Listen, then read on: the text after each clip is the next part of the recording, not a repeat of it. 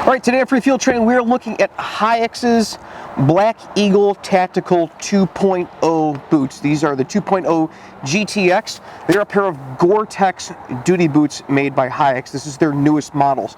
I got these boots because I entered Haix's 1,000 pair giveaway about a month ago, and when I entered, they sent me a free pair of boots.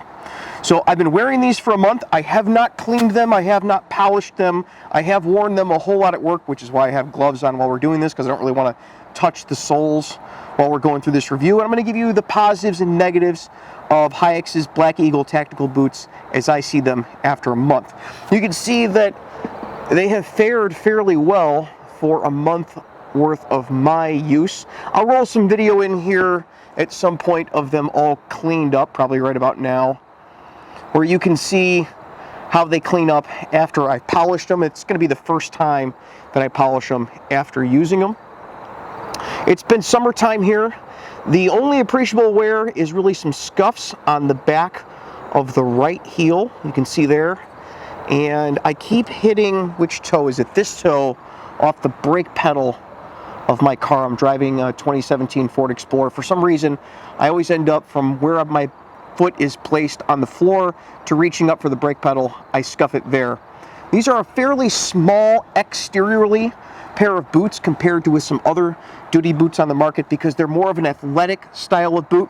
Even though the bottom is all black leather, it's all polishable leather, there's a little cordura up on top of the uppers here.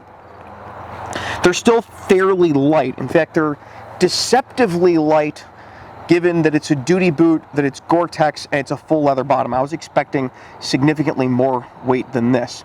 They're a side zip boot, which is generally not my preference, but I have kind of gotten used to them. If you don't like the side zips, you can just not use the side zips. The zipper is kept down by a little Velcro tab here, as you can see, and then you unzip the side. So the Gore-Tex gusset inside runs all the way up to here. You can see there's a gusset across the zipper, so don't be worried about the zipper is going to limit the waterproofness of the boot to the bottom of the zipper. That's not the case. It's going to be waterproof all the way up to the top of this gusset. And really, if you're in more than 6 inches of water, you probably got a bigger problem than whether or not your boots are 100% waterproof at that point. Probably going to be splashing over the top. That's probably the third time I've just unzipped those boots. Normally I leave them zipped up and I just lace them like you would a pair of non-zip boots. Now that's not a big deal with these because they lace very, very easily.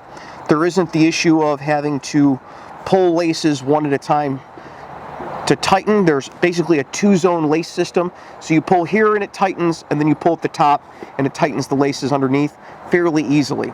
Tie the boot, and then I tuck the excess lace into both sides between the tongue and the side of the boot right here. Works really well. They don't come untied, and I haven't had any issues with them. They're very light, like an athletic shoe, and they offer a lot of traction. Not so much in the support area. There really isn't much of a shank. You can kind of see when I twist it, I can twist the whole body of the boot. So you're looking at like athletic shoe type base of the boots. They are very comfortable when standing out on concrete for long periods of time. I haven't had any fatigue from having to stand up at the hospital or anything on any details I've been on. I was actually out directing traffic in these for about 3 hours the other night. At the end, my feet hurt, but no more so than if I had been wearing gym shoes. Definitely not as much as I had been wearing a welted bottom boot. One thing that I wasn't expecting with these was the amount of traction that you get, which is an odd thing to talk about with boots. Normally it's a car tire thing, but they've integrated some technology that I've really only seen in hiking boots in my other life as a scout leader and camp counselor. Hiking boots have a lot of the traction improving qualities that these boots have, specifically siping on the bottom. It's normally a thing with tires and fairly high-end hiking boots. So if you look at the tread on the bottom of these boots, you've got toe grooves that allow you to get traction going uphill. You've got heel grooves to give you better traction when you're going downhill. And then along the sides here, you've got siping. Now what siping does for you is it gives you lots of traction in low traction environments. So if you're on a tile floor or you're on a rubber surface like we have in our lockup, or you're out in a wet environment, these little tiny micro grooves down here are going to give you really, really good traction. The question is, how long are we going to be able to keep these micro grooves in here? How long is this siping going to give us that traction? Because they're fairly shallow in consideration with the total thickness of the tread on the boot. But at least at the onset, the first month of using it, I found that this has so much traction that I can't even pivot my foot when I'm getting out of the car. You know, you're like, get out of the car and you pivot your foot as you're getting your other foot out. This doesn't allow me to pivot my foot. It actually locks into dry asphalt quite well. The large lug spaces in here, when I do walk through mud, tends to shed the mud easily. You don't get it compacted to the point where you're wearing slicks on the bottom of your boot like you get with some boots. And you can see how on the side there's lots of compressible material to take shock for when you're running. Not that I do a whole lot of running anymore. But if I do end up running, I've got some compression in here that's going to take some of that shock the same way a gym shoe or a running shoe would.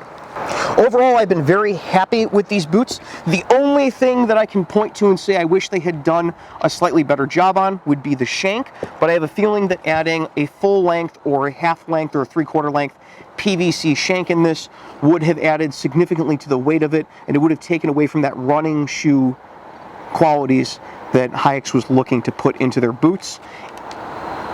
They are not cheap. There's going to be links down in the description for them, the best price that I can find. If you have any comments or questions about these, I'll do my best to answer them. Leave them down in the description. That's my take on Haix's Black Eagle Tactical 2.0 GTX boots. Until next week, you guys be safe and take care of each other. Hey, thanks for watching Free Field Training on YouTube. While you're here, check out one of our other videos, or head on over to the Patreon and see how you can get your name put on your videos like these fine folks over here. All the links are in the description, of course. We'll see you guys next time.